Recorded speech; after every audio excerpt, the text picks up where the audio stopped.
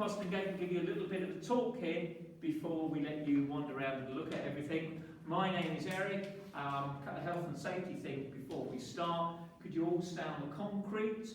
I've got permission to go onto the archaeology. Could you not touch the walls, and could you not particularly not lick the walls, because we do get strange growths because limestone is porous and we get crystals coming out and you get some odd things on the walls. So please don't climb the walls or lick the walls, and yeah, definitely keep an eye on that. So, health and safety, we only have one exit, and it's the exit you can back out in case of any fire. We call it the Posterngate. We don't know what the Romans called it. It's just a modern name meaning side gate.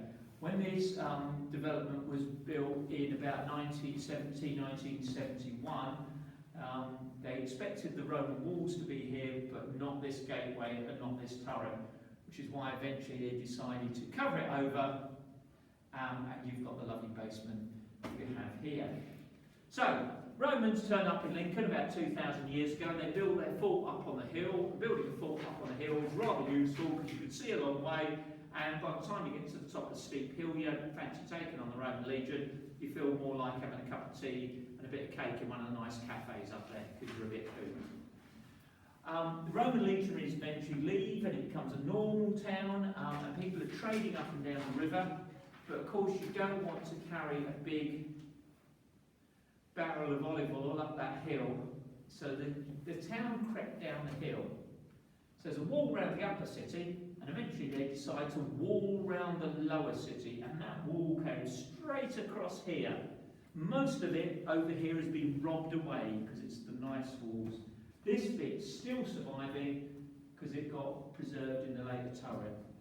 250 AD, they built a turret, and I'll show you where it went along here, along there where that lump of rubble is, and back to the wall. And there's another U-shaped bit round here. So there was a tower here and the wall.